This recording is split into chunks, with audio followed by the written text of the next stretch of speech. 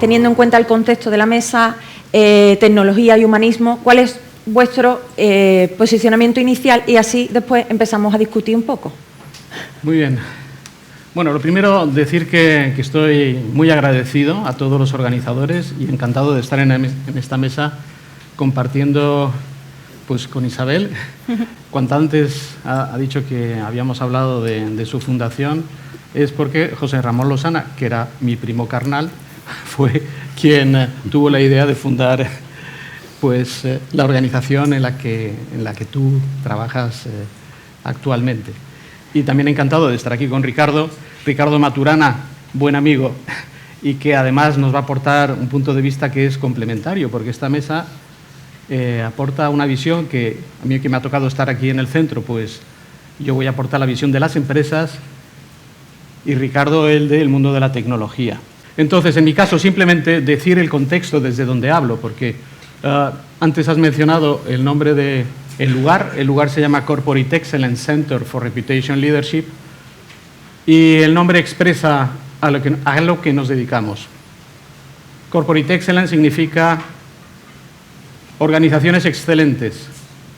Center for Reputation Leadership es cómo podemos conseguir organizaciones excelentes, y es mediante la gestión de uno de los recursos intangibles más importantes, que es la reputación. Hablo, por lo tanto, desde un lugar que es un think tank, un laboratorio de ideas que hace innovación, investigación y formación, y lo hace en colaboración con los académicos y con los consultores. Este lugar, que no tiene ánimo de lucro, son 23 empresas, representan algo más del 60% del IBEX 35, empleamos a cerca de 2 millones, tenemos cerca o contamos con cerca de 2 millones de contribuidores, como dijo antes uno de los ponentes, y damos servicio a cerca de 300 millones de clientes, directos competidores trabajando juntos. ¿Y por qué? Pues básicamente porque este título de tecnología y personas tiene que ver con un mundo absolutamente nuevo, una revolución en la que todo se basa en algo que estamos respirando en este momento y que si no estuviéramos respirando lo que respiramos ahora, no viviríamos. Estamos respirando oxígeno. Pero hay otro elemento que es tan importante como el oxígeno, que es la confianza. Y la confianza tiene que ver con una necesidad básica en los seres humanos, seres gregarios que necesitan de la confianza para tener relaciones personales, familiares, comerciales e institucionales. Y eso de la confianza se gestiona con la reputación. Por eso, la base de la tecnología y la conexión con las personas, y lo veremos en el debate, en este diálogo que vamos a tener, tiene que ver con esta idea de construir ese capital reputacional para poder gestionar precisamente esa relación positiva de la innovación al servicio de las personas. Y para que las personas, en ese sentido, las que nos depositen la confianza a cualquier organización, y todas las organizaciones somos hoy gestores de bases de datos, y sobre las bases de datos se construye la inteligencia artificial y todos aquellos elementos que, explotados de forma correcta, con un sentido ético y bien armados de regulación, pueden hacer que esas personas decidan cedernos de forma voluntaria sus datos para poderles servir mejor. Y para que eso ocurra, claramente tenemos que reconstruir el contrato social de confianza que hemos perdido en buena parte, y que hemos perdido en buena parte no solo las empresas, sino también las instituciones. Por lo tanto, este elemento de lo intangible como una base sobre la cual podemos construir todo lo demás es aquello a lo que nos dedicamos en Corporate Excellence. Y no puede ser de otra manera cuando decimos a las empresas por dónde empezamos, cuál es la hoja de ruta de la construcción de la confianza, no podemos menos que repetir lo que se ha dicho aquí. En esa hoja de ruta el primer paso es definir tu propósito, para qué estás en el mundo. Y definirlo, como bien se dijo hace unos minutos, no definirlo para tus grupos de interés, sino definirlo con ellos. Ese es el primer paso que construye algo que hemos buscado todas las organizaciones a lo largo de la historia, que es construir una diferenciación que no sea copiable, que sea capaz de atraer talento, capital, clientes y también conseguir y mantener nuestra licencia para operar. Y luego decimos, y en segundo lugar, cuando navegamos en este mundo nuevo, que es el mundo de lo intangible, este mundo de la confianza, este mundo de los capitales que han entendido muy bien los inversores, este mundo en el que el 50% del valor y del riesgo reside en los capitales intangibles, en cualquier organización, y si nos vamos a organizaciones que tienen una actividad especialmente intensa en la tecnología, lo intangible ocupa más del 80% del valor y del riesgo. Sí. Y los intangibles que más han crecido, y pongo las palabras de los inversores, es, señores, estamos gestionando 6 capitales. 2 capitales que eran los tradicionales, el capital manufacturero y el capital financiero, que lo representaban todo, más del 80% del valor en los años 80. Pero hoy no han parado de crecer 4 capitales que tienen muchísimo que ver con lo que estamos haciendo hoy aquí. El capital talento, el capital innovación, el capital social y relacional y el capital de la relación de las empresas y de las organizaciones con el medio ambiente. Eso es lo que no ha parado de crecer en importancia, en valor y en riesgo. Y por eso nosotros nos hemos decidido a trabajar juntos, a compartir experiencias, directos competidores, con la ayuda de los académicos y de las consultoras, y por eso en su carpeta tienen un folleto que presenta un proyecto que vamos a poner en marcha, o que hemos puesto ya en marcha, precisamente en una alianza entre académicos, empresas, en este caso Corporate Excellence, y consultores, y que tiene que ver con ponerle números a lo que hemos escuchado esta mañana. Hemos hablado de la importancia del propósito, pues lo que vamos a hacer es demostrar el impacto que tiene gestionar y construir un propósito con tus grupos de interés. El mundo que nos rodea es un mundo que es el fondo de nuestro aquí y de nuestro ahora, y como cualquier especie tratamos de controlar o dominar el ecosistema, y esto es lo que nos impulsa de algún modo. Y la tecnología es esto que nos permite manejar el entorno de cierta manera. Y dicho esto, me gustaría ir al fondo del debate, que es un debate sobre el aquí y el ahora y sobre la naturaleza de las tecnologías que estamos construyendo, particularmente lo que ahora ha dado en denominarse inteligencia artificial, que creo que es una etiqueta de la cual cuelgan cosas diferentes, aunque de manera intuitiva para el público tiene que ver con este mundo de los datos o el mundo de las máquinas que son capaces de tomar decisiones y hacer cosas, que son capaces de aprender, que son capaces de suplantarnos en funciones que hasta ahora parecían privativas nuestras y que por tanto pueden suponer una amenaza además de una oportunidad. Y para algunos suponen amenazas y para algunos suponen oportunidades.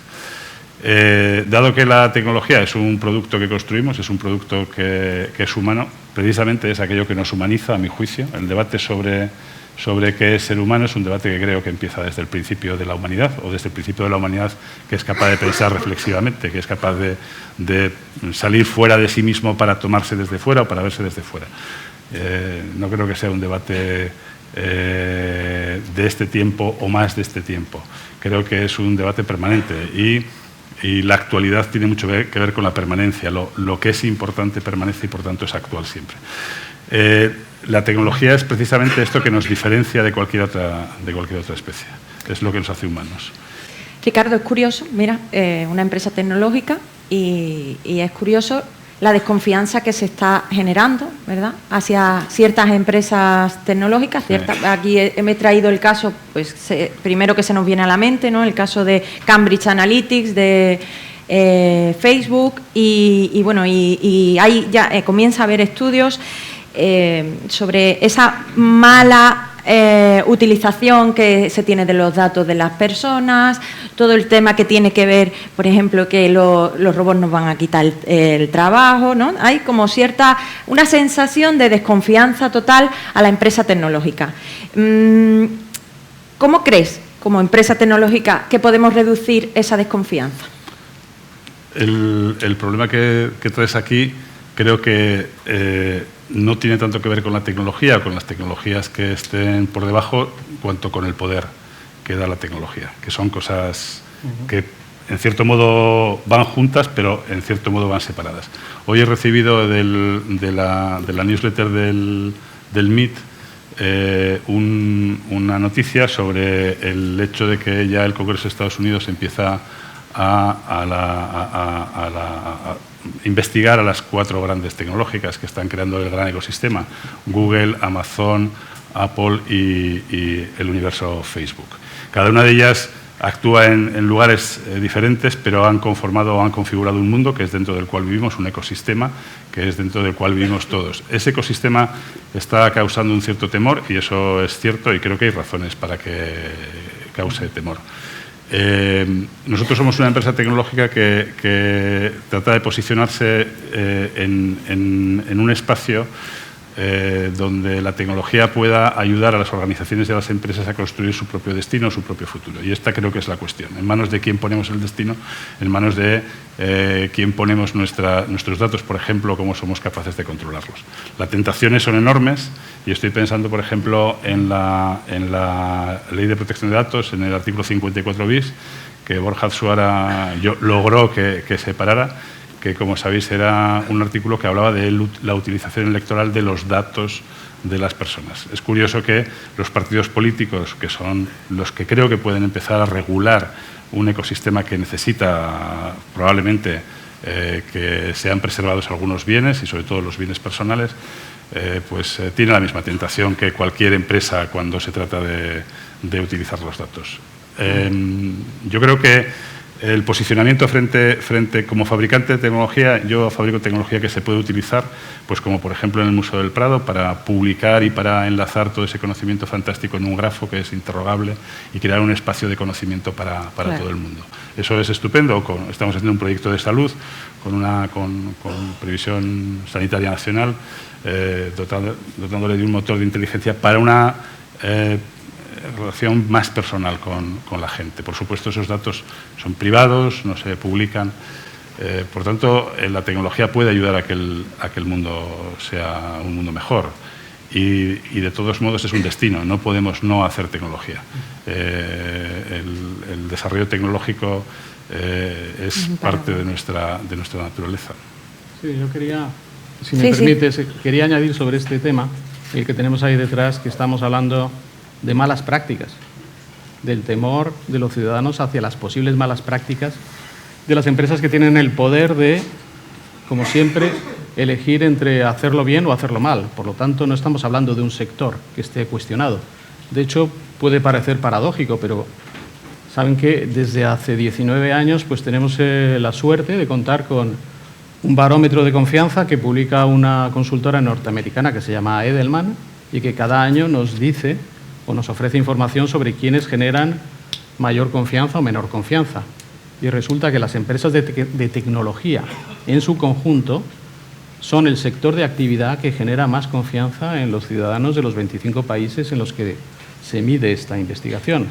Por lo tanto, no es la tecnología, es, como siempre, el uso adecuado o inadecuado, el marco, digamos, moral y ético de las empresas que toman decisiones en cómo se van a comportar, y por otro lado, como bien ha dicho Ricardo ahora, el marco de regulación. Y tenemos, creo, el privilegio en Europa de contar con una ley, la GDPR, no me digan que exprese las siglas, pero se refiere a la protección de los datos, que es un marco regulatorio que nos viene a ayudar para equilibrar, digamos, el comportamiento de los que lo hacen bien y los que lo hacen mal. Y sin duda los que lo hacen bien, y la tecnología bien entendida, no como un fin en sí mismo, sino como un fin al servicio de mejorar la vida de las personas es absolutamente indispensable y es un regalo. Es un regalo completamente, pero sin embargo, los datos también nos dicen que vivimos al límite, ¿no? Las redes sociales, la inmediatez de los correos, del WhatsApp, no paramos. Y yo creo que si seguro en el café habréis estado charlando y seguro que casi todos, me comprometo a dar el dato del 99,9, habéis dicho que estamos desbordados, ¿verdad? Porque es una sensación generalizada. Eso también lleva a poco tiempo para la reflexión. En definitiva, que vamos demasiado rápido, ¿no?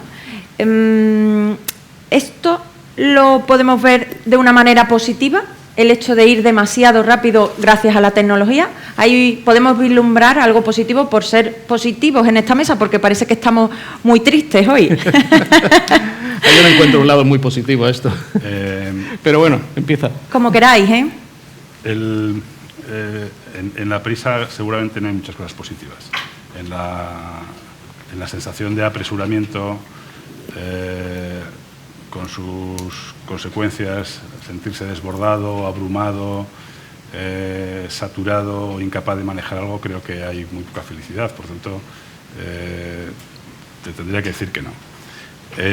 La cuestión de fondo es cuál es el recurso natural que estamos explotando en esta fase avanzada de nuestra organización de la producción económica, que es el modelo capitalista.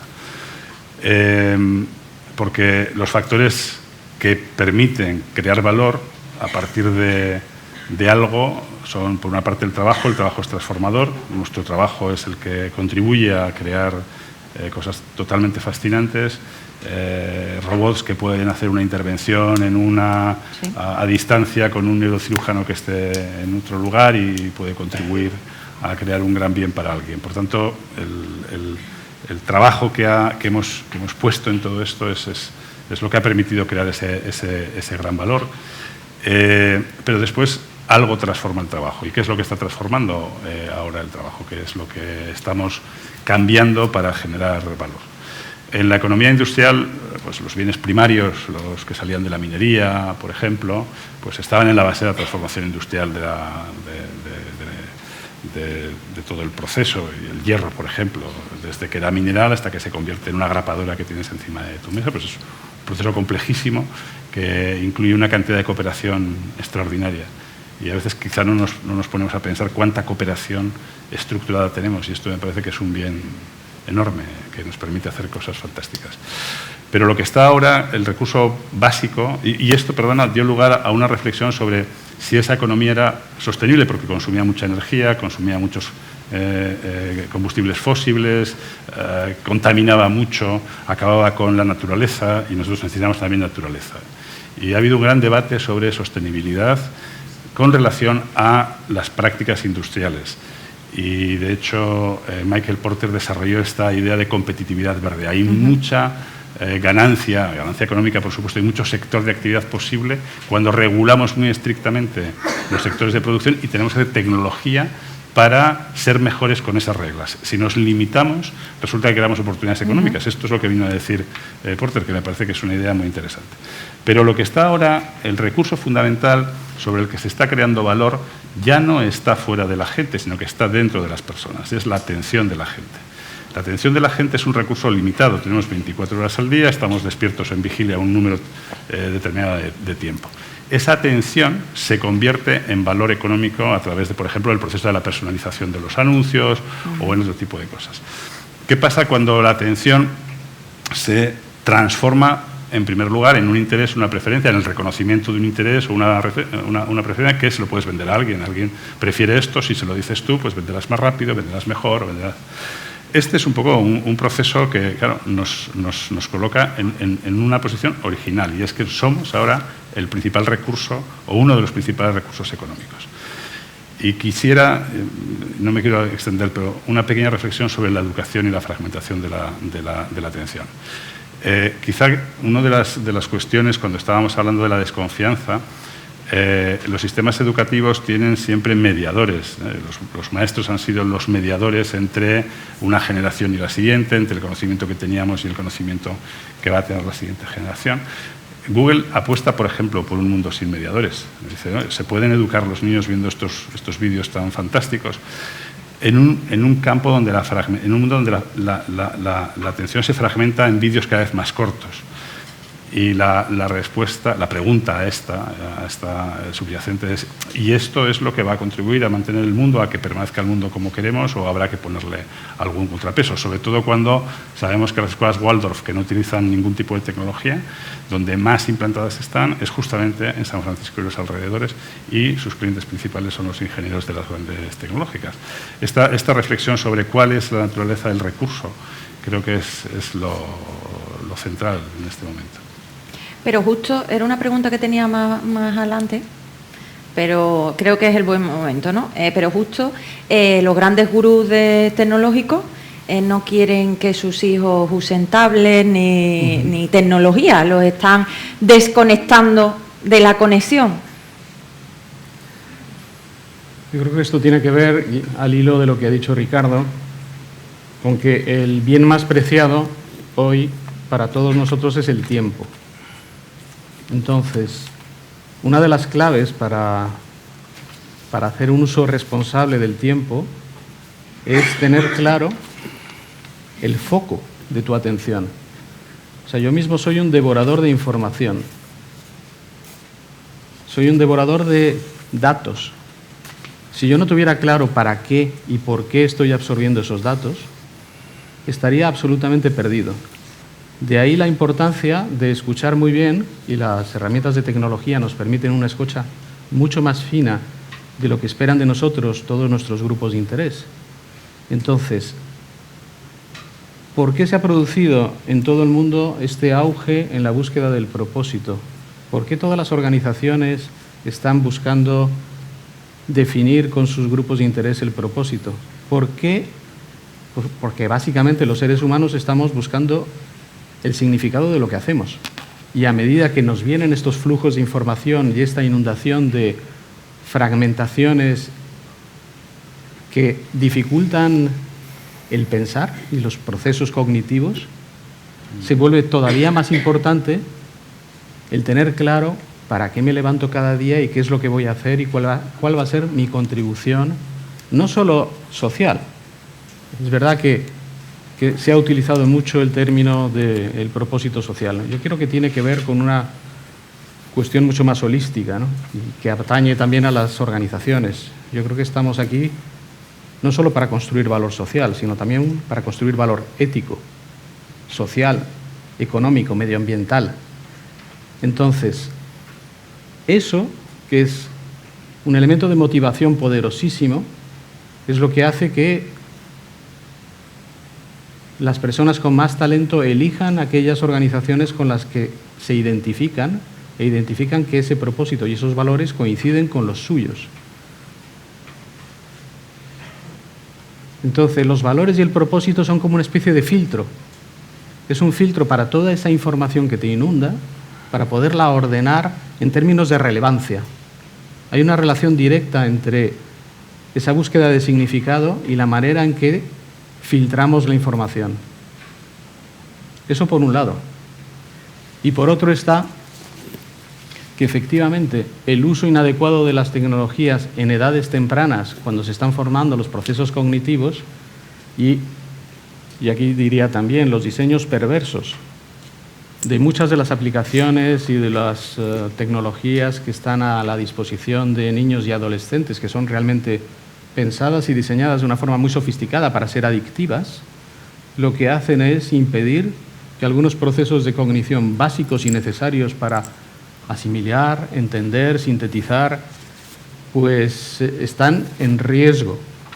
Y por eso creo que es tremendamente prudente el limitar el acceso a estas pantallas a los niños y a los adolescentes hasta determinada edad, porque si no, no se producirán esos procesos de construcción cognitiva que o se dan o serán muy tarde.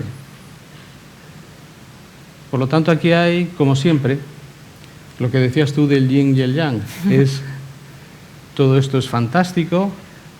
Cuando eres un ser adulto puedes canalizar esa información y filtrarla en función de valores, pero si estás en un proceso evolutivo, pues puedes quedar literalmente enganchado a esa manera en la que se está buscando la gratificación inmediata mediante técnicas que se parecen mucho a las técnicas de adicción de cualquier otra industria. Ricardo, ¿a favor o en contra de la tecnología para los niños? Yo tengo y promuevo un espacio social que se llama Didactalia, que es un espacio de recursos educativos que tiene un gran uso y además algunos procesos sí que los trabajamos con estos circuitos de recompensa mediante juegos. Puede haber juegos que ayuden a aprender cosas. Por lo tanto, creo que hay un marco en el que las cosas pueden tener interés y que el juego quizás sea el juego, la risa, el llanto y el lenguaje articulado. Creo que son las 4 cosas que nos caracterizan como especie. Lo que nos puede separar de todo este espacio que aparece como desvertebrado o inarticulado es el pensamiento. El pensamiento es una forma de escritura. De hecho, cuando escribimos para saber lo que pensamos. Creo que lo que está ahora en cuestión es la escritura. Esta es la cuestión de fondo, a mi juicio, es esta. Porque escribir es algo que precisa de tiempo y precisa de una disposición concreta para poder hacerlo. Y también creo que la escritura necesita conectarse con algo que permanece, no con algo que sucede y desaparece. Entonces, esta es una cuestión que sí que creo que afecta a la reflexión sobre los sistemas educativos, pero a más cosas, sobre los sistemas regulatorios y sobre cómo hacer más cosas. Dicho esto, creo que vivimos en el mejor de los mundos posibles.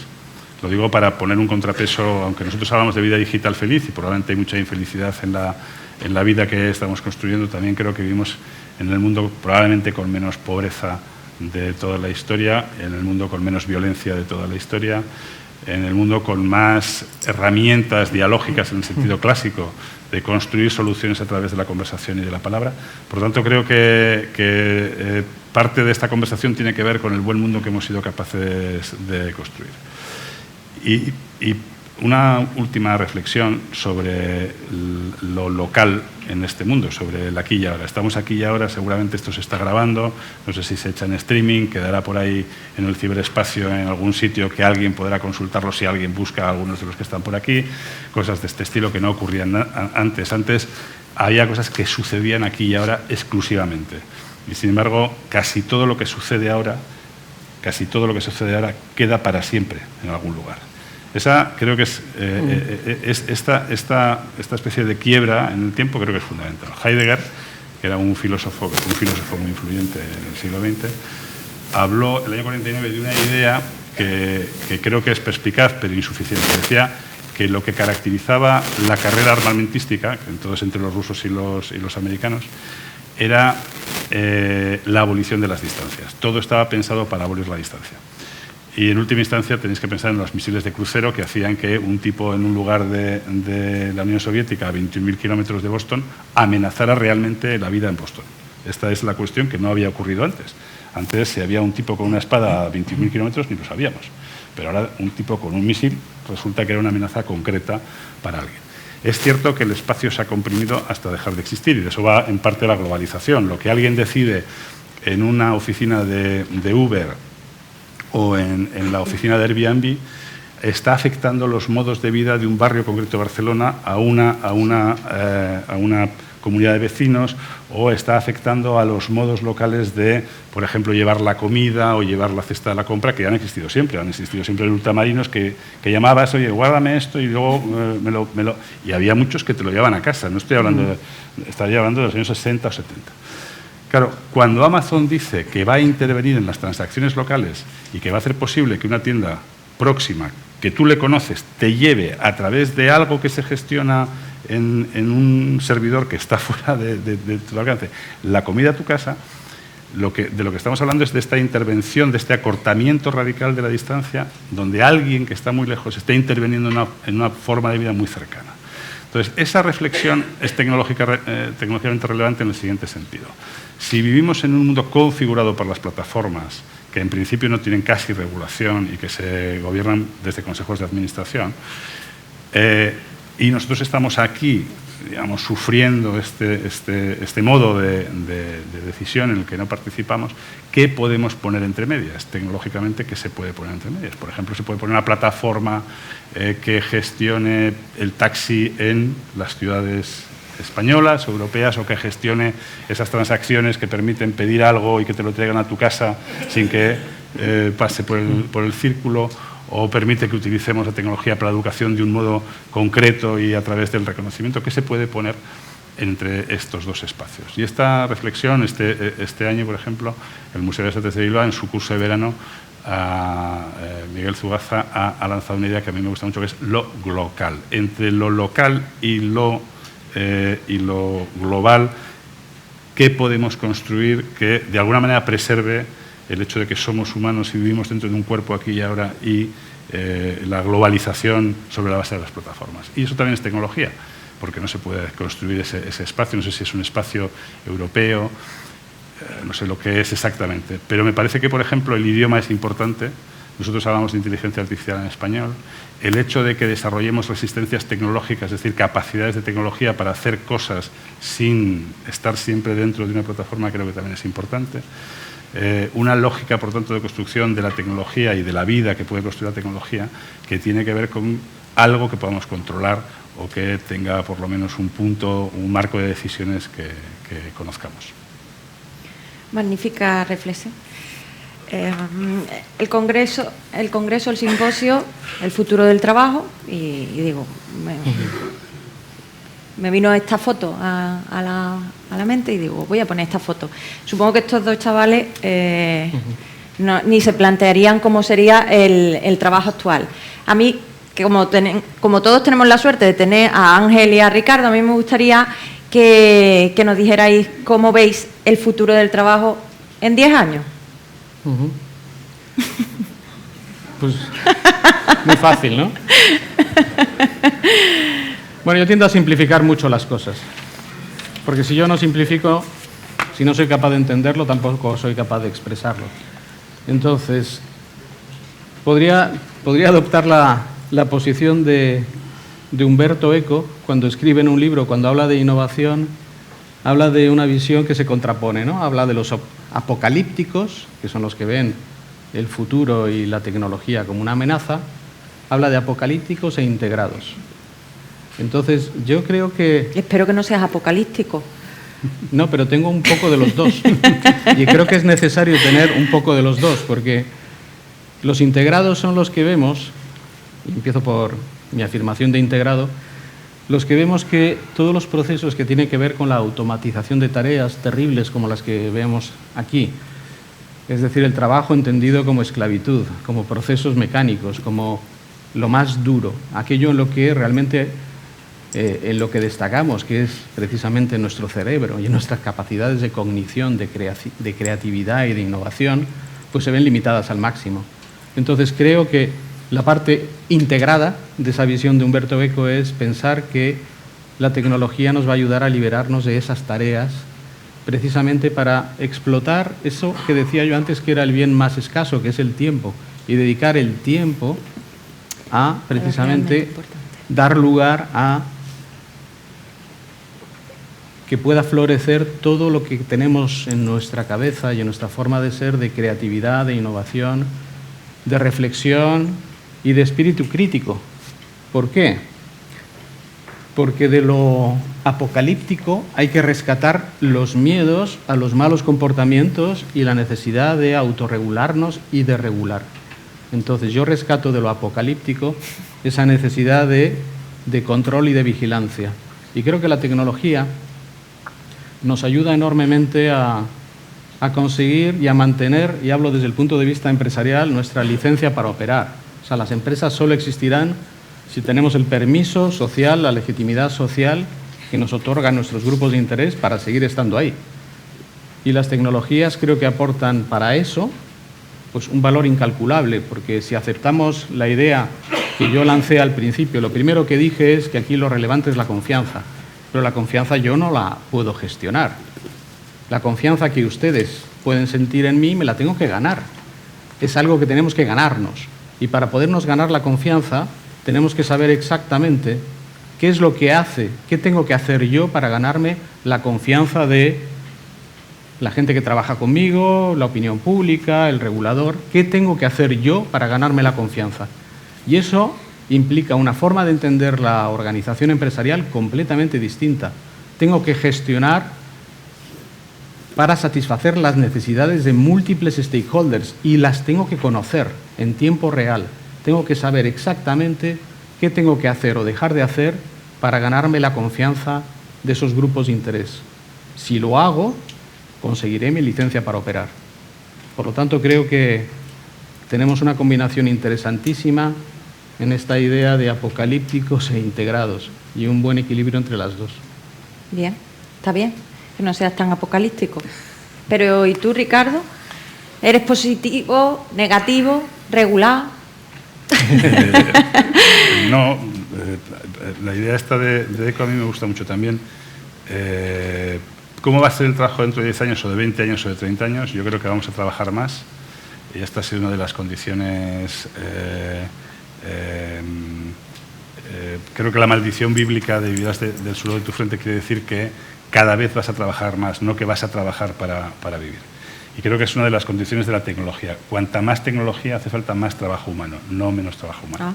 Me acuerdo. Buenas noticias para todos. Sí, pero esto es parte del juego. Y ahí sí que nos creo que el desafío, sobre todo en este movimiento donde ya el trabajo empieza a desarrollar facultades que originalmente residían en las capacidades más altas de las personas, las capacidades cognitivas, nos desafía terriblemente.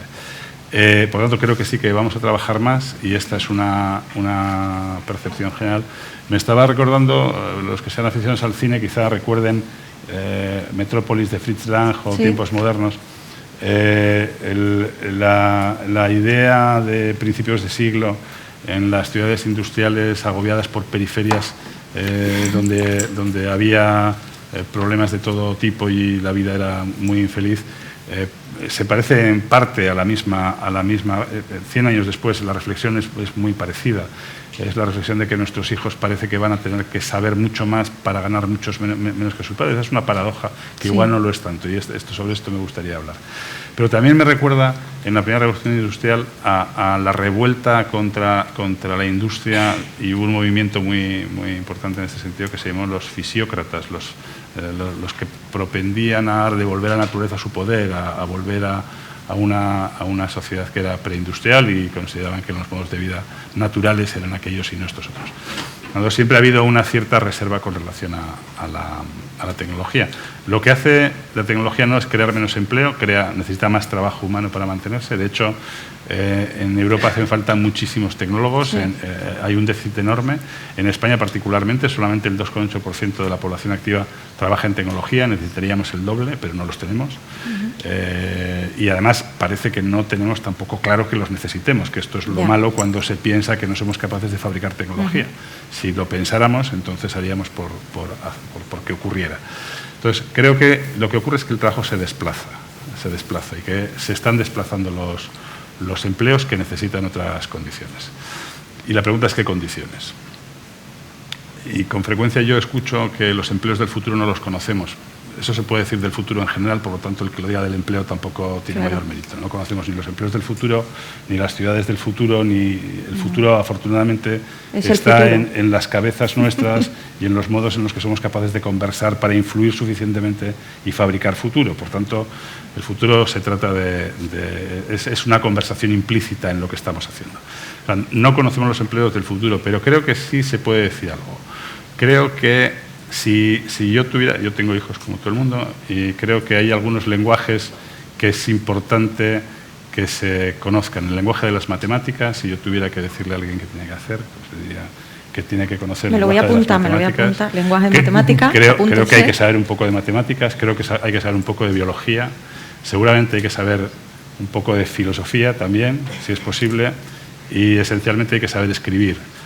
Y creo que esto no se consigue con ninguna formación profesional demasiado específica. Luego todo eso se puede aprender. Creo que lo que hace falta es tener ciertas capacidades de escritura y de pensamiento y una cierta capacidad que solo da la imaginación para aplicarlo en los lugares que sean apropiados. Creo que si trabajáramos la imaginación, que me parece que de todas las facultades casi la superior, y esto tiene que ver con el pensamiento tanto crítico como creativo, creo que la imaginación engloba ambas cosas, nos iría en general mucho mejor.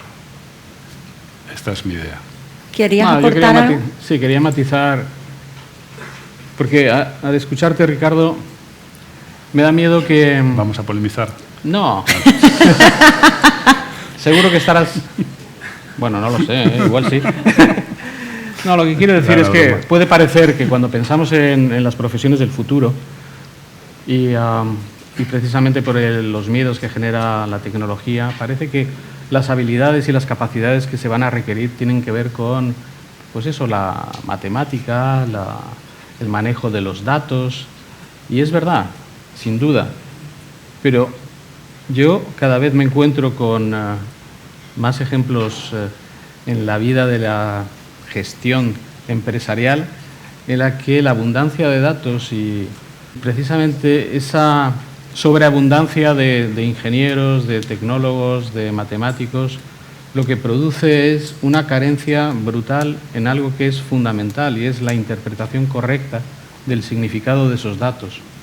Es decir, yo estoy convencido que necesitamos en ese equipo ideal a antropólogos, a sociólogos, a psicólogos, a biólogos, a filósofos también.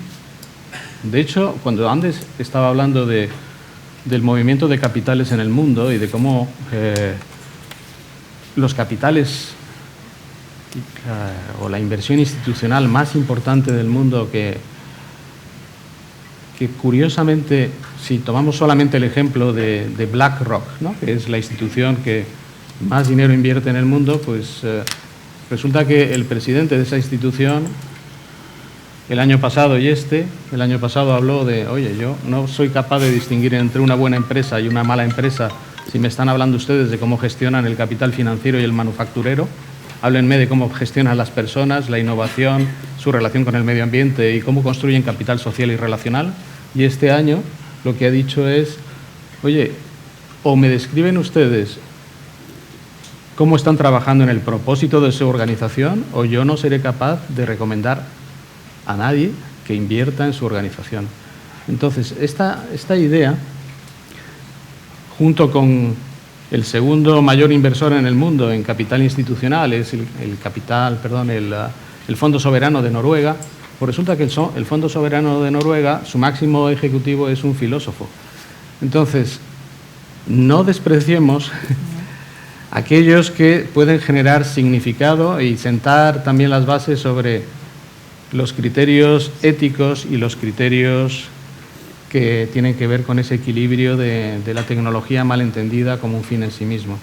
Entonces, simplemente quería defender esta idea, que es además muy práctica, y es que puedes cometer errores enormes desde el punto de vista ahora empresarial si lo que haces es contratar los servicios de tecnólogos no acompañados de gente que conecta, de antropólogos, de sociólogos, de psicólogos, porque necesitamos de forma imperiosa entender muy bien qué demonios quiere la gente de nosotros y cómo debemos de transformar nuestras organizaciones, sabiendo que el jefe de verdad, y ahora sí utilizo la palabra jefe, está fuera.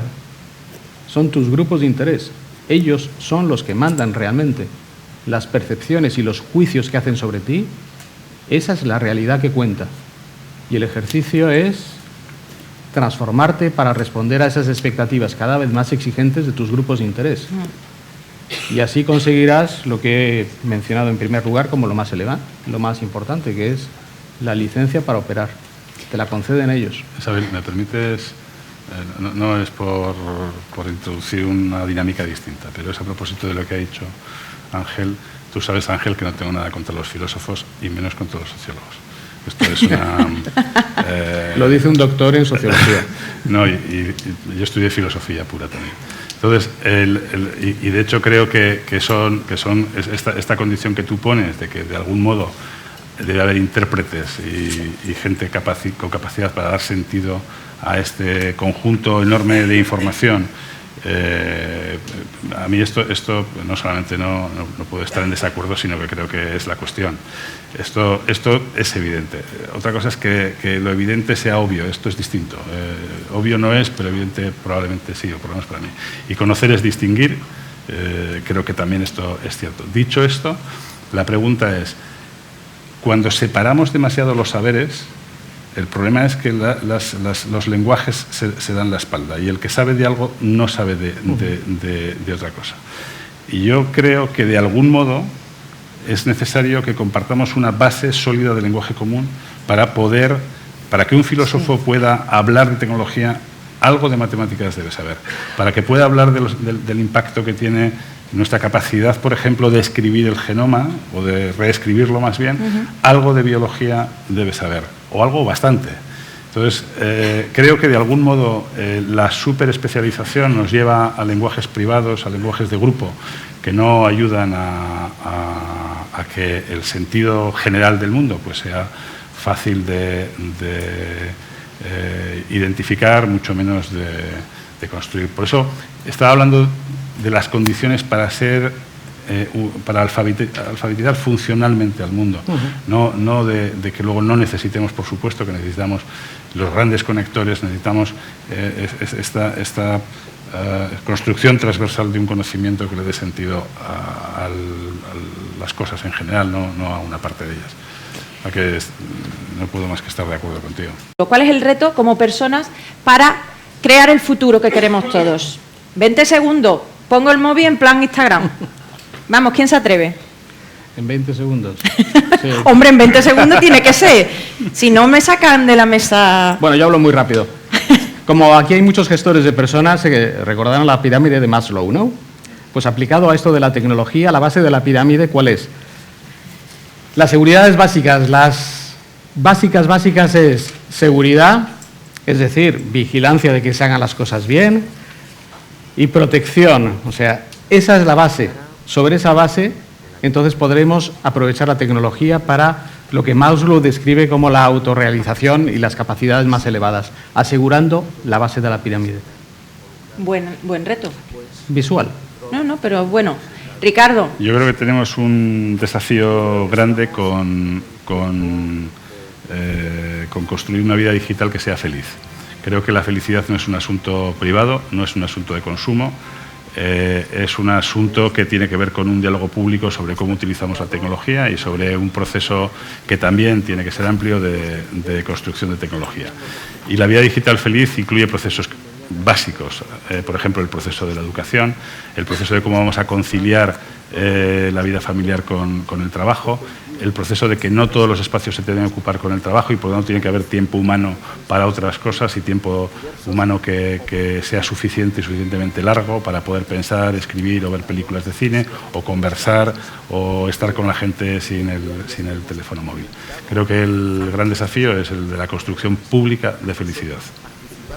Menudo reto. Construcción pública de la felicidad. Maravilloso. Nos lo apuntamos todos porque es el reto que nos hemos marcado todos.